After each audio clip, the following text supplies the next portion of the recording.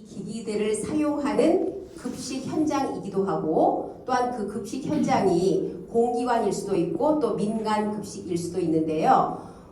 제가 조금 이제 토론은 다른 측면에서 연구를 하시는 교수님들, 학계에 계시고 또 공기관에 계시는 교수님들께서 이러한 급식 테크, 가장 최신 급식 테크가 도입이 됐을 때 급식 현장에서 어떠한 문제점을 해결하고 그리고 어떻게 개선될 수 있는가, 또한 그렇게 되기 위해서는 어떤 노력이 이루어져야 할까에 대해서 포괄적으로 말씀을 주신 그 패널 세 분을 모셨습니다. 제가 세 분을 한 분씩 소개해 드리고요. 그리고 첫 번째 분부터 이 토론을 시작하도록 하겠습니다. 첫 번째 패널분은 김혜진 카톨릭대학과 식품영양학과 겸임 교수이십니다. 우리 김혜진 겸임 교수님께서는 바로 전에 사단법인 대한영양사협회 회장님을 하셨고요. 평생 동안 카톨릭대학교 여의도 성묘병원에서 국장으로 영양팀장 일을 하셨습니다. 즉 이 병원급식에 우리나라의 그야말로 살아있는 베테랑이라고 볼 수 있다라고 저는 생각이 되는데요. 그래서 우리 이제 김혜진 겸임 교수님께서는 병원급식이나 이와 연관된 급식 파트에서 토론을 해주실 거라고 생각이 됩니다. 두 번째 패널분은 배재대 김정현 교수님이십니다. 김정현 교수님은 현재 배재대 식품영양학과 푸드테크 융합 전공 교수로 계시고요. 그 식약처에서 주관하고 있는 대전 서구 어린이 그리고 사회복지급식관리지원센터 센터장을 하고 계시고요. 학계 활동을 엄청나게 열심히 하시고 계신데요. 한국식생활교육학회 회장을 맡고 계시기도 합니다. 저희가 이렇게 공기관과 학교에 계신 교수님들을 모셨는데요. 그러면 정부 기관에서는 또 이러한 이슈를 어떻게 보시고 어떻게 풀어나가시는 방향으로 정책에 관해서 또 말씀해 줄 분이 필요하시겠죠. 그래서 지금 로봇급식에 우리나라에서 가장 신경을 많이 쓰고 계시고 투자를 하고 계신 서울시 교육청에서 오셨습니다. 김정아 사무관님을 모셨는데요. 사무관님은 서울시 교육청 체육건강문화예술과 급식기획 담당 사무관이십니다. 그래서 세 분의 패널을 모셨고요. 첫 번째 저희 김혜진 겸임 교수님께서 토론을 해주시도록 하겠습니다. 네, 안녕하십니까. 방금 소개받은 김혜진입니다. 사실 교수님께서 말씀하셨듯이 제가 현장에서 병원에서 37년 동안 사실 환자급식을 했는데 그 병원급식은 WHO에서도 이제 치료의 일환으로 인정을 해서 우리나라에서도 2006년부터 보험급여화가 돼 있어요. 이게 그러니까 요양급여 기준으로 산정이 되다 보니까 사실상 이 식사 자체에 대해서 굉장히 이제 고시 내용을 준수해야 되는 학교급식하고도 약간 비슷하게 뭐 환자 일반식 같은 경우는 일식 사찬 밥국 제외하고 저희가 농담처럼 하는 게 사첩반상을 병원에 와서 아파서 받는 상황이지 않느냐 할 정도로 기본적으로 정해 있는 게 일식 사찬에 선택식이 일일 2번이 들어가야 돼요. 그리고 치료식 같은 경우는 저희가 하는 게 보통 기본적으로 30에서 50종을 하고 있어요. 의사 처방에 의해서 뭐 당뇨식도 칼로리별로 쭉 있으면 거기 저염이 붙든지 뭐 저지방이 붙든지 하면은 그것이 그런 식으로 돼 있고 그뿐만 아니라 이제 멸균 환자식 그러니까 그건 이제 그 졸모세포 이식하는 환자들 식사가 따로 있고 코로나19 같은 감염 환자식은 또 따로 이제 소독 처리해야 되는 거고 그러니까 이런 모든 것들이 그 보험급여 산정 기준에 의해서 정해져 있고 그러면서 더 기가 찬 게 이제 저공급식, 적시급식이라는 게 있는데 적시라는 게 뭐냐면 그 전날 저녁에서 그 다음날 아침까지 14시간의 간격을 둬야 돼요. 그러니까 해가 뜨기 전에 밥 주고 빨리 끝내고 5시에 집에 가고가 안 되게 법으로 막아놓은 거예요. 그 저공급식은 한 대에 1,000만 원 가까운 보험 배식가로 배식을 해야지 60도가 나오죠. 그 밥 온도가. 그러니까 그 정도로까지 굉장히 이게 크리티컬하게 고시가 돼 있고 그러면서 의료법 그리고 식품위생법 그리고 의료기관 인증을 저희가 받게 돼 있어서 식사를 한 상 한 상 드릴 때마다 병원에 가면 지겹게 당하시는 거 있으시죠? 성함이 누구신가요? 생년월일 한 3번 물어봐야지 끝나는 거를 환자한테 한 명 한 명 다 해야 되고 병실 들어갈 때마다 손 씻고 들어가야 돼요. 그 손 씻기도 정확히 인증에 들어가기 때문에 그러니까 이렇게 굉장히 복잡하면서 수가는 묶여져 있는 상황인데 저희도 마찬가지로 대표적인 365 그 작업장이잖아요. 병원이 365일 쉬지 않고 가는 작업장이고 아침에 5시 30분 출근해서 마지막에 야식까지 9시가 넘어서 끝나다 보니 구인이 안 되고 있습니다. 요즘 사실 그러니까 제가 은퇴할 때까지 작년에 정말 한 16명까지 결혼이 발생하는데 이거는 뭐 배견할 재주가 없는데 주 52시간 지켜야 되고 법적으로 그리고 산안법 강화 굉장히 돼 있어서 고용노동부에서 수시로 나와서 점검하고 그러다 보니까 이게 구인은 안 되고 거기다가 아까도 교수님하고 제가 웃으면서 얘기했지만은 정말 로봇이 필요한 건지 밀키트가 필요한 건지 모를 정도로 우리 집에서 엄마들이 저희 일하러 오시는 조리 실무사분들이 밥도 안 하시니까 밀키트 사 드시거나 배달 음식 드시던 세대들이 이제 저희 조리 실무사로 취업을 하시는 분들이 이제 오는 세대가 되다 보니 집에서 안 끓이던 콩나물 내 환자들한테 800명한테 처음 끓이는 거예요.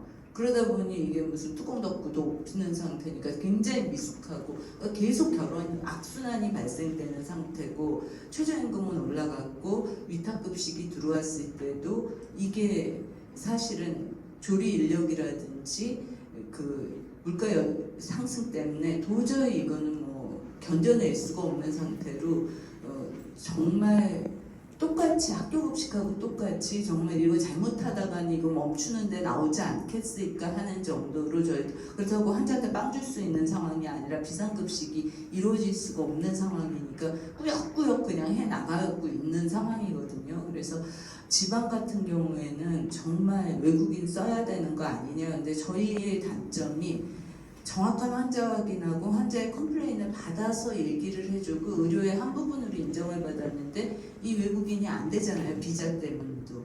그러니까 이런 모든 것이 막혀져 있기 때문에 사실상 가장 먼저 풀어야 될 부분이 제도적인 부분에 대한 이게 법적으로 다 막혀 있어서 이식 사찬주라 그러지 거기다가 시간은 이렇게 돼 있고 어디까지를 완제를 줬을 때 이게 우리 조리장에서 만든 것만 제공하도록 조리장을 가지고 있게 돼 있고 이런 부분들이 있고 제가 작년에 마지막으로 퇴직하기 전에 리모델링 할 때 198평을 리모델링 하는데 50억이 들었어요.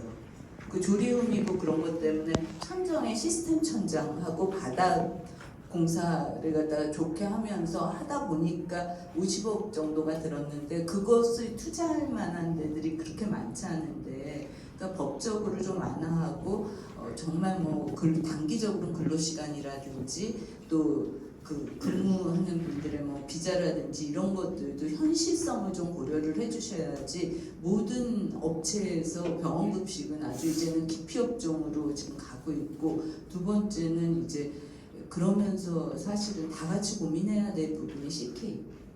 그러니까 다 조리장에 끼고 앉아 있을 필요가 있느냐가 저희의 고민 중에 하나였어요. 저희는 카톨릭대학교 의료원에 속한 병원들이 5개가 직할병원이 있었는데 정말 어디 곤지암이라도 하나 CK를 지어서 통계 나오니까 전날 5시 전날 새벽이면은 간호사들이 마지막 EMR로 다 식사 처방하니까 그걸로 해가지고 배송하는 시스템으로 가야 되지 않겠느냐 그 소리까지 저희가 마지막 회의를 할 때 고민을 했었거든요. 그러니까 CK에 대한 부분에 갖다 좀 생각하고 뭐 스마트 푸드 팩토리라든지 이런 것들이 좀 보충을 해주지 않으면 대표적인 비영리 급식의 취약계층이 병원인데 이게 급식이 구멍이 날 수 있는 상황이 지금 뭐 의사만 뛰어나가는 게 아니라 사실 안으로 곪고 있거든요. 이렇게 되면은 지금 병상가 동률 70% 이하로 떨어지고 위탁 들어온 데서는 수입이 제대로 안 들어오다 보니까 이게 조리원들도 쉬게 하고 그러면서 결론은 또 악순환이 또 반복되고 더한 감염병이 오게 지금 뭐 위험이 있다고 계속 WHO에서도 얘기를 하는데 이런 부분에서 좀 급식 업계에서 그러니까 천천히라기보다는 여태까지는 모든 정책의 결정에 있어서 저도 영양사 협회장으로서 맨날 그거 주장하고 다녔는데 일자리 없어진다 이거 뭐 침해된다 그런데 부인이 안 돼서 정말 사람이 죽을 정도로 밥을 못 갖다 줄 정도로 지금 상황이고 저희 룸서비스예요 환자식은 한 그릇씩 담아서 아까 말씀하셨잖아요 그릇에 담아서 저희 룸서비스예요 네임카드 붙여서 그러니까 그런 급식을 해야 되는 데서 이게 계속될 수 있으려면 정말 획기적으로 정말 정부에서도 생각하고 복지부에서도 생각하고 교육부에서도 생각해야 되고 조리움에 대한 부분은 사실 말씀드릴 게 모든 여성들이 그 정도 연령대에 발생되는 폐암의 유병률이 그 정도 되는 거고 근골격 때도 마찬가지고 다만 조리장에 근무한 연수가 많아질수록 염증성 질환이 더 있을 수는 있다 그러더라고요. 대한민국 평균으로 봤을 때. 근데 이게 마치 조리장에 근무하면 폐암이 걸리는 식으로 이렇게 호도돼서 더 이렇게 부인이 안 되고 기피 업종이 되는 좀 그런 상황이 되는 것도 좀 안타깝고 아까 누비랩에서도 발표하셨지만은 대표님 발표하셨지만은 사실 EMR에 저희가 급한 게 아니라 INO를 갖다가 간호사들이 구인이 또 안 돼요. 그런데 이게 환자가 적어서 간호사가 EMR에 입력하다 보니까 정확성이 더 떨어지고 보호자가 이제는 거의 없잖아요. 병동에 간호간병 통합 서비스로 그러다 보니까 차라리 이런 바로 연동될 수 있는 시스템도 가져가면서 무엇보다 저는 오늘 드릴 말씀이 현실에 맞는 제도적인 좀 유연성을 확보했으면 좋겠다는 걸 말씀드리겠습니다. 감사합니다.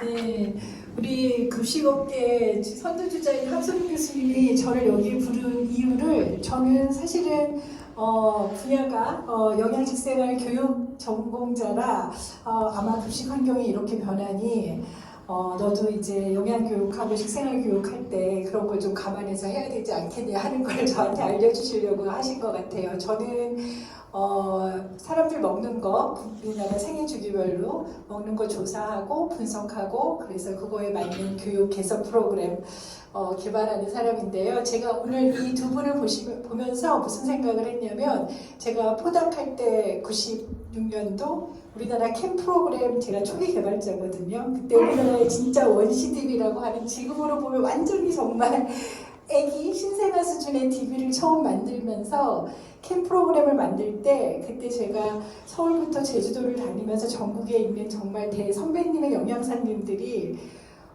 캠 프로그램 때문에 영양사직을 잃지 않고 이 캠 프로그램으로 더 성장하시고 발전하셔야 된다는 아마 두 분보다 조금 더 젊지 않았을까 싶은데요. 그때 모습이 너무 생각이 나서 제가 8호학번인데 저는 정말 이 주사부터 지금 이 로봇까지 이거를 경험을 하는 세대라 정말 아침에 눈뜨기가 두렵다는 생각이 들 정도인데요. 제가 이제 두 분께 저는 이제 우리나라 사람들의 그런 건강을 위한 그 영양식생활 교육을 하는 입장에서 몇 가지 좀 당부를 드리려고 합니다. 제가 생각할 때는 아까 중간중간 말씀 주셨지만 한국 사람이라고 하는 거를 꼭 인지하셔야 돼요. 저희가 그 데이터베이스를 만들 때도 영어로는 푸드지만 제가 그걸 해석할 때는 식품으로 할 때도 있고 음식으로 할 때도 있거든요. 우리나라 먹거리 행태는 다른 서양 사람들이나 다른 나라 사람들하고 굉장히 사뭇 다릅니다. 먹거리 행태가 달라서 아까 지금 푸드 스캐너 얘기 주셨는데 우리가 눈으로 이렇게 보는 거 아마 저희보다 더 푸드 스캐너가 더 이제는 이렇게 오래된 우리보다도 더 푸드 스캐너가 정확하게 분석을 해낼 수 있긴 하지만 그렇지만 이게 한국형 음식이기 때문에 우리 안에 들어있는 그런 스탠다다이즈라고 하기가 굉장히 어려워요. 어떤 식재료를 넣으냐에 따라서 음식명은 같지만 굉장히 다르거든요. 그래서 제가 지금 DB 만들고 있거든요. 질병관리청에서 DB 만들고 있는데 저렇게 푸드 스캐너가 이렇게 막 개발이 되고 있으니 정말 내가 DB를 또 더 잘 만들어야겠구나 하는 생각을 또 좀 했습니다. 그래서 제가 정말 부탁드리고 싶은 거는 한국형이라는 거, 뭐 이거는 사실은 한국뿐만이 아니라 이런 AI나 이런 데이터베이스로 하는 것들은 세계에서 모든 사람들이 이렇게 얘기해요. 우리가 강아지나 다른 포유류로 밥을 주는 게 아니라 인간을 먹게 한다. 이거에 대해서 꼭 기억하라. 그리고 지금에 말씀하신 뭐 ESG라든지 이런 부분들은 다 가지고 갈 거니까 제가 드리고 싶은 거는 한국형이라는 거. 한국인의 소울이 있어야 된다는 거. 한국인의 정서가 있어야 된다는 거. 거기 안에는 크게 말하면 아마 우리가 얘기하는 커스터마이즈라는 게 들어갈 겁니다. 그래서 그 부분을 가지고 가시는 게 제가 꼭 부탁드리고 싶은 얘기예요. 그리고 또 하나는 제가 생각할 때는 우리 웨이브는 그냥 아주 단편적으로 얘기하자면 우리 현장에서 급식 현장에서는 조리사 선생님들을 조금 대체할 수 있는 부분이 아닐까 좀 생각을 했고, 그 다음에 루비레벡 같은 경우는 조리사 선생님을 포함한 영양사 선생님들까지 좀 부분이 들어가지 않을까 싶은데 정말 조심하셔야 되는 거는 저희 영양사 선생님들이 가지고 있는 전문성을 꼭 기반으로 해주셔야 됩니다. 제가 이제 보도자료나 또 이렇게 하신 보고서를 보면은 저희는 이렇게 영양사가 아니신 분들은 영양 관리, 영양 평가, 영양 분석 할 수 없습니다. 굉장히 전문 분야예요. 이 영양이라고 하는 영양 상태 평가, 그 다음에 제가 하는 영양 교육, 이런 것들은 영양사들의 전문성을 가지고 있는 사람들만이 할 수 있는 전문 영역이라는 거죠. 그래서 말을 쓰실 때도 식생활 관리, 뭐 이렇게 쓰셔야 되지 않을까. 생활 속에서 저희는 접근이라 그런 부분들이 있으셔야 나중에 같이 활용되고 또 더 발전이 되시지, 이게 뭐 누구 영역을 침해하거나 누구를 대체하거나 이런 분야의 얘기가 아니거든요. 그래서 그런 부분에 대한 부분 꼭 고민해 주셨으면 좋겠습니다. 이렇게만 생각해 주시면 좋을 것 같아요. 제가 이제 우리 영양사 김민지 매니저처럼 이렇게 유명한 인기인은 아니지만 아침 방송에 KBS 무엇이든이랑 MBC 기분 좋은 날은 한 달에 2번 정도 나가는데요. 저의 마지막 대본의 마지막 멘트는 항상 이렇습니다. 이렇게 하지만 항상 개인의 상황에 따라서 전문가의 의견을 받아서 꼭 선택하고 섭취해야 된다. 이런 얘기를 항상 하거든요. 그건 저희의 보루입니다. 그래서 두 분도 분명히 이 테크놀로지컬한 부분하고 AI, 그 다음에 빅데이터 부분이 앞으로 지속적으로 가는 데 있어서 저희 같은 전문성을 가진 사람들이 활용하고 또 그거를 잘 운영해서, 아까 엔지니어라는 표현을 썼는데 저는 활용자, 저희가 유저인 거죠. 그렇죠? 그리고 운영자, 그 다음에 국민들은 섭취자, 유저가 아니라 그거는 그 사람들은 우리의 모든 사람의 대상이 되는 겁니다. 그래서 그런 부분을 좀 고민해 주셔서 함께 간다면 너무나 멋진 정말 미래가 되지 않을까 하고 생각합니다. 감사합니다. 네, 교수님 너무나 감사드립니다. 저는 전혀 생각하지 못했던 부분에 대해서 말씀해 주셨고요. 맞습니다. 예, 저희가 그 다음으로 그 서울시 교육청 김정아 사무관님께서 또 하실 말씀이 굉장히 많아요. 안녕하세요. 서울시교육청의 급식기획팀장으로 있는 김정아입니다. 저는 이제 급식 업무는 작년부터 맡기 시작을 했습니다. 그래서 여기 교수님들이나 대표님처럼 전문성은 좀 떨어질 것 같은데, 그래도 현장 업무를 2년째 하고 있다 보니 그 누구보다 학교 급식의 어려움은 피부로 절감하면서 업무를 지금 하고 있고요. 오늘 패널 부탁하셔서 이제 저희 학교 급식의 현황에 대해서 말씀을 드려야 되는데, 작년에 저희가 수학 분석을 한 게 있어서 그걸 좀 설명을 드리고 저희가 정책적으로 앞으로 어떻게 할 것인지 그 부분을 말씀드리도록 하겠습니다. 우선 저희 학교 급식은 저도 K급식이라고 해서 자부심이 있는데요.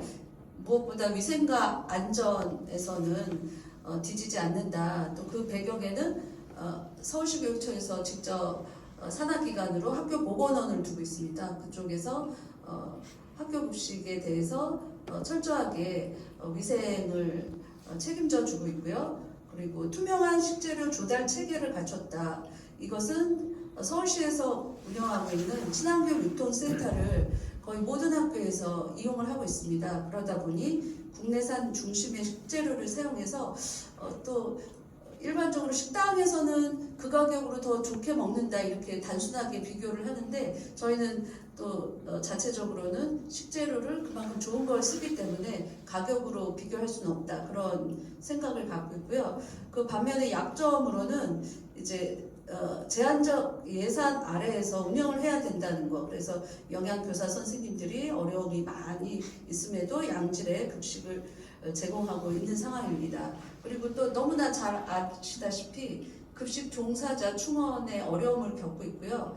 또 학교 급식에 대한 높은 요구에 비해서는 지원은 사실 한정적입니다. 반면에 이제 기회는 코로나 이후에 학교 급식을 정상화할 수 있는 기회다. 그리고 식생활 교육과 건강에 관심이 증가되고 있다는 것을 느끼고 있습니다. 반면에 위협 요인으로서는 저출산에 따른 학령 인구가 감소돼서 학교 급식도 개인화되고 다양화되고 있는 상황이고요.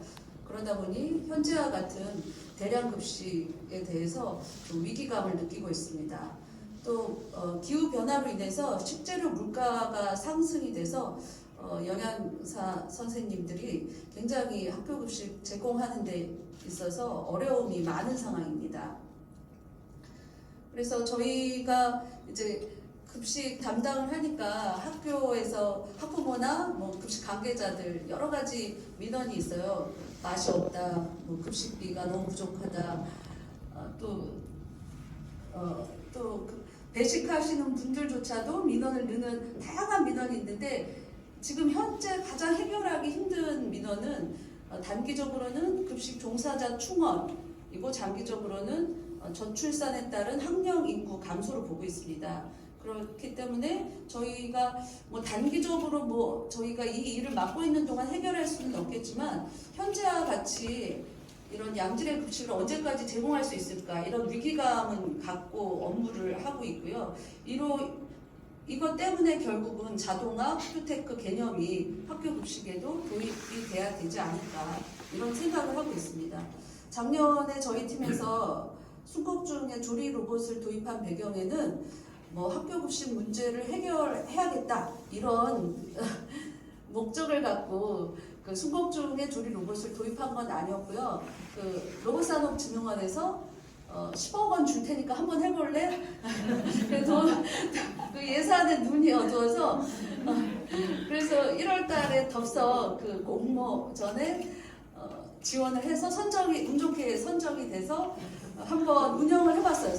그때는 이제 저희 예산이 아니니까 사실 조리 로봇 해서 실패해도 부담이 없었거든요. 근데 6개월 했는데 작년에 조리 종사원도 좋고 거기 영양사 선생님도 자기는 이거 물론 기술적으로 배워야 될 것도 있었지만 자기는 이거 도입 안 할 이유가 없다. 그리고 조리 종사원도 뭐 청소해야 되고 그 기계를 배워야 된다 이런 것도 있어서 좀 힘들다고 얘기를 하세요. 그러면 다른 학교로 배치해 드릴까요? 하면 아니라고 그 학교에 오래오래 근무하고 싶다고 그렇게 얘기를 하고 계세요. 그래서 저희 나름대로 이 조리 로봇에 대해 긍정적으로 평가를 해서 올해도 좀 더 10개 이상의 학교에 확대할 계획을 갖고 있는 상황입니다.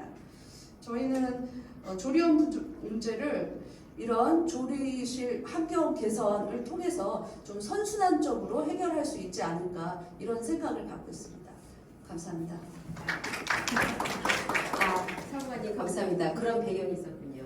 저도 아닌데 조리 흉이 나와서 지금 이제 앞에서 또 말씀하신 분들께서 이 급식소에서의 건강 문제를 많이 말씀하셨잖아요. 그래서 거기에서 어렵고 위험하고 뜨겁고 수증기 나오고 그리고 발암물질이 나오는 그런 작업 환경에서 이 조리 식물사들께서 벗어나셔서 다른 일을 좀 더 쾌적한 환경에서 하실 수 있다는 거지. 그 순곡중학교의 조리 식물사가 이전에도 9분이었고 현재도 9분입니다. 그런데 이 분들의 조리 식물사 분들의 이 직장 만족도가 너무 높아진 거예요. 왜냐면 그전에는 그 뜨겁고 무거운 일을 막 하셨으니까 그 이제 불 앞에서 일을 안 하는 것만으로 너무너무 이제 큰 위안이라고 생각하시는 거죠. 그리고 이제 맛에 관련해서는 튀김이 가장 좋다고 해요. 저희가 생각할 수 있듯이 사람은 튀김을 계속 흔들면 나중에 되면 이제 힘들어서 속도가 느려지겠죠. 하지만 이제 기계니까 계속 똑같이 하는 거죠. 이게 이제 10억이 들었는데 사실 너무 큰 돈이잖아요. 그리고 저게 그렇게 비쌀까 이런 생각을 했는데 왜 10억이 들었냐고 여쭤보니까 지금 아까 말씀하신 한국로봇진흥원 플러스 한국 프랜차이즈 협회에서 같이 하셨는데 예를 들면은 튀김이 가장 맛있게 나오기까지 도대체 몇 도에서 1분 동안에 몇 번을 흔들어야 되는가 이런 게 엄청난 그 실험을 통해서 해야 되기 때문에 비용이 많이 들었다고 합니다. 그런데 이 순곡중학교에서 쌓인 데이터가 있기 때문에 앞으로 서울시 교육청이나 다른 학교 급식에서 로봇 사용에 대해서는 이 이제 비용이 로봇을 개발할 때는 비용이 줄어들겠죠.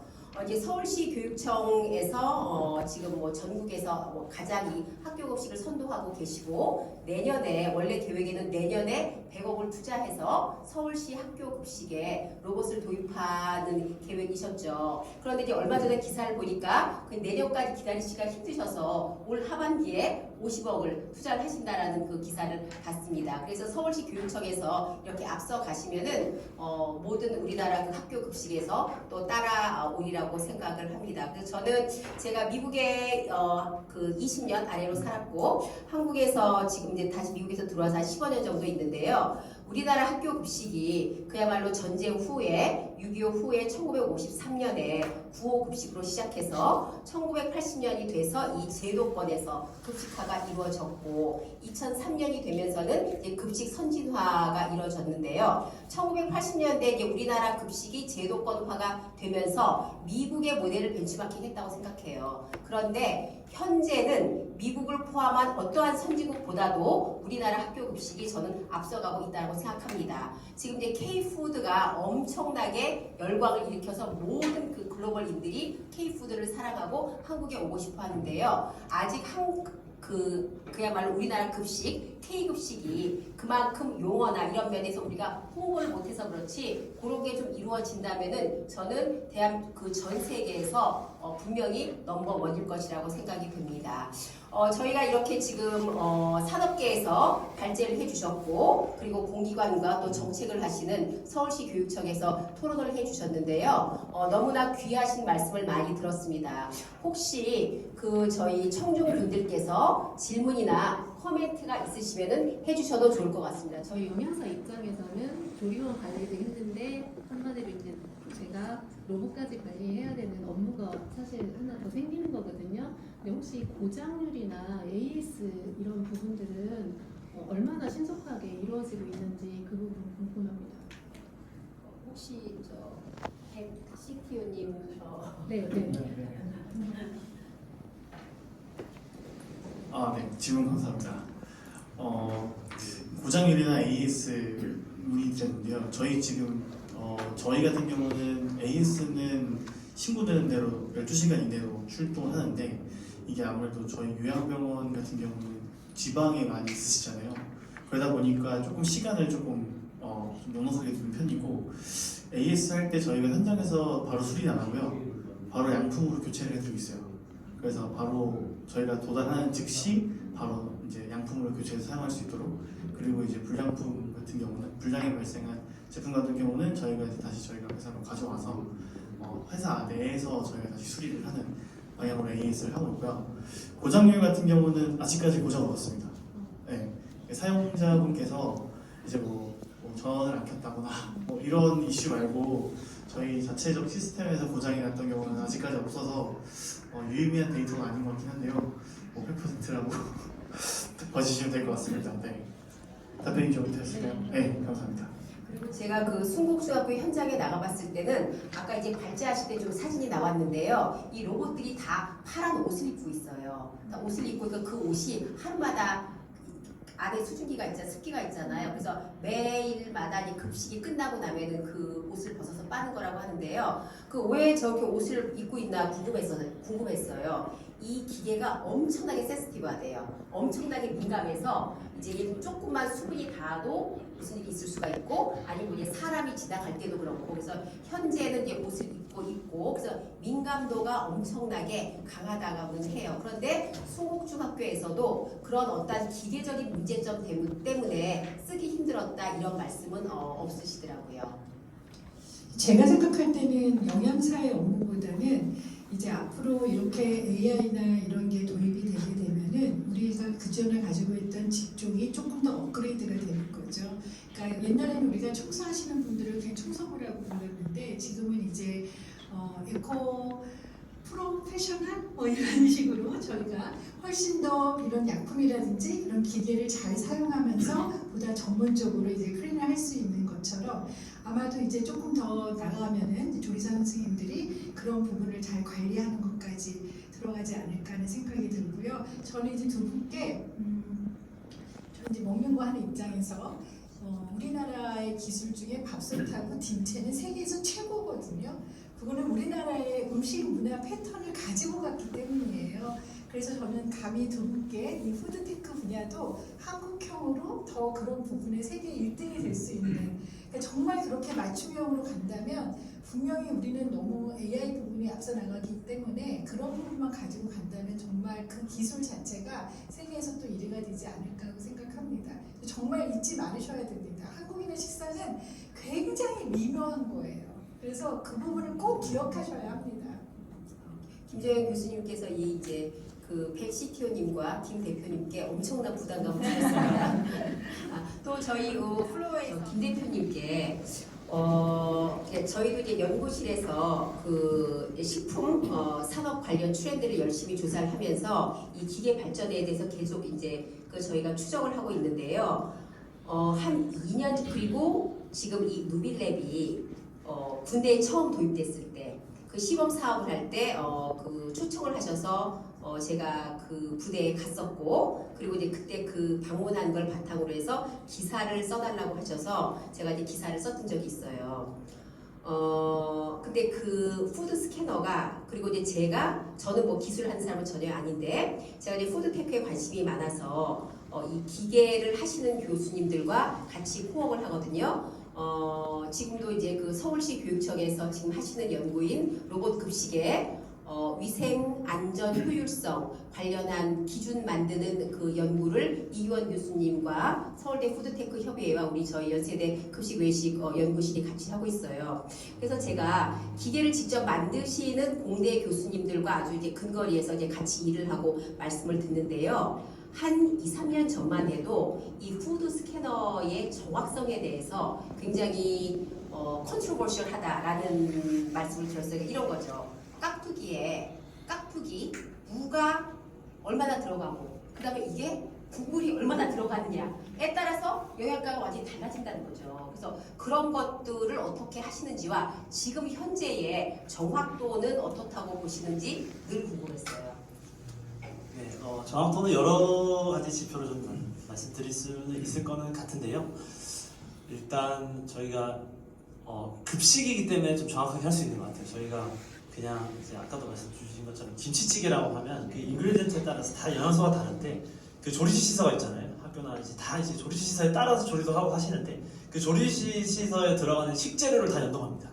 그래서 이 김치찌개에 소금이 얼만큼 들어가고 이 김치찌개에 어떤 돼지고기가 얼만큼 들어갔는지를 다 이제 저희가 데이터를 연동하기 때문에 학교에서 동일하게 뭐 100개 학교에서 김치찌개를 만들었다고 하더라도 이제 동일하게 뭐 60%씩 섭취했다고 하더라도 영양소는 그 조리시서에 맞춰서 저희가 표출을 해드리고 있는 게 하나가 있고요. 레시피 기반이라는 거잖아요.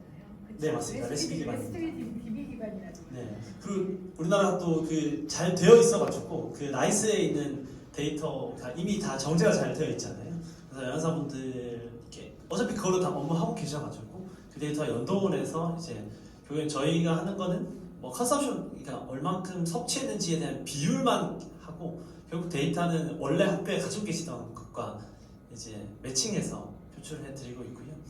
정확도는 이제 음식 양에 대한 정확도도 있고 종류에 대한 정확도도 있고 뭐 영양소에 대한 정확도를 다 다르게 나눌 수는 있을 것 같은데 음식 종류를 구분하는 정확도는 이미 사람보다 더 높은 것 같고요. 그래서 보통 사람이 봤을 때도 휴먼 에러라는 게 있어서 사람이 1000개의 음식을 봤을 때 이렇게 뭐 중간중간에 집중 못해가지고 이렇게 매칭을 틀릴 수도 있는데 이게 AI가 보통 한 98%, 99%를 넘어가면 사람보다 이미 더 그 어큐러시가 높다고 보는데 이미 그 수준은 넘은 거고요.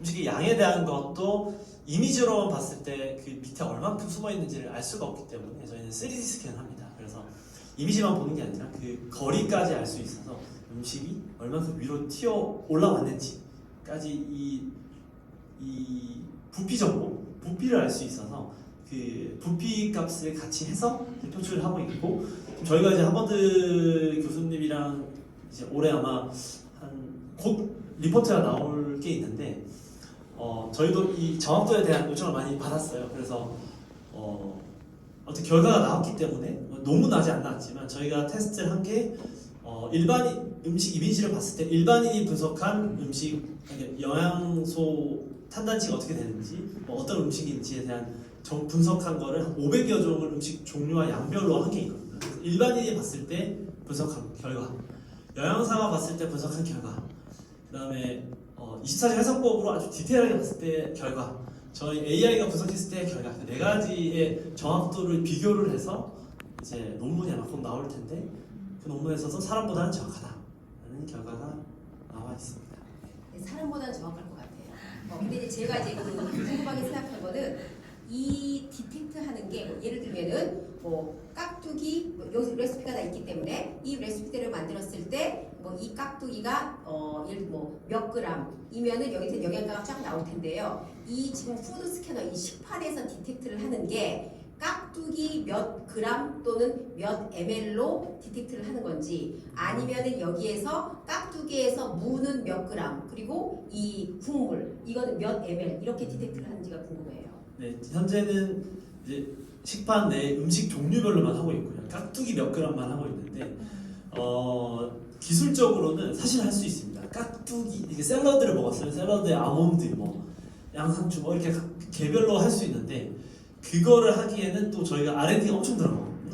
돈이 더 들어간다는 네. 얘기죠. 그래서 이제 저희가 현장에서 그런 요청을 받았을 때 사실은 그렇게까지는 뭐 알 필요는 없다라고 하시더라고요. 그래서 메뉴별로만 알고 그 메뉴별로에 대한 정도만 알아도 충분히 지금보다는 훨씬 더 이제 개선된 상황이기 때문에 그거라도 잘하면 일단 도움이 많이 된다라고 얘기를 들어서 그 정도까지 저희가 하고 있습니다. 네, 감사합니다. 그리고 이제 저희 이제 그 연구 과제에서 로봇 급식이 도입될 때 가이드라인을 만드는데 위생 안전 효율성의 가이드라인을 만드는데요. 결국은 그 사람이 하기 어려운 일 그리고 인력의 부족을 로봇이 대체한 부분이 있는 거죠. 그런데 이게 그야말로 우리가 이제까지 유지해온 급식의 품질을 떨어뜨리지 않으면서 그거는 이제 뭐 영양적인 품질도 있고 그리고 위생 안전의 품질도 있고 아직까지는 우리가 그 로봇을 그야말로 사람의 인력을 대체하는 측면에서 효율성 그야말로 양적인 효율성 면에서 봤는데 앞으로는 우리 기계가 더 발전하고 이제 안 쓸 수가 없고 계속 보급이 되는 상황이기 때문에 기계를 썼을 때의 그 위생 안전 이슈도 굉장히 또 다른 영역이라고 생각이 됩니다. 그래서 단지 로봇 급식을 인력만의 측면에서가 아니고 또 다른 측면에서도 많이 봐야 할 거라는 생각이 들고요. 오늘 이제 그 발제자분들과 더불어서 토론자분들께서 하신 말씀이 이게 제도 그리고 정책과 같이 가야 되고 또 이 식생활 우리 한국의 식문화라는 거대한 측면에서 같이 어우러져서 갈 수 있게 기술이 발전하고 그리고 또 이런 테크가 도입이 돼야 한다라는 굉장히 중요한 말씀을 해주셨습니다. 그래서 오늘 굉장히 저희가 이 로봇이라는 굉장히 지금 시의적절하고 폭이 좁은 주제인데 토론은 굉장히 광범위하게 여러 측면에서 말씀을 해주셔서 저희가 생각해보고 배울 게 굉장히 많았던 것 같습니다. 혹시 저희 그 패널 분들이나 발제자 분들께서 마지막으로 꼭 하시고 싶은 말씀이나 당부하시고 싶은 말씀이 있으실까요? 아까 저기 김혜진 교수님께서는 이 제도, 특히 병원 급식에 있어서 제도가 달라져야 한다는 말씀을 아주 힘주어서 말씀을 해주셨는데, 네. 마이크가 또 저한테 넘어와가지고 되게 잘 되어 있다면 조리사님뿐만 아니라 아까 말씀하신 것처럼 영양사님의 업무도 되게 많이 줄어들고 도움이 되지 않을까 하는 생각을 했습니다. 네, 마무리 감사.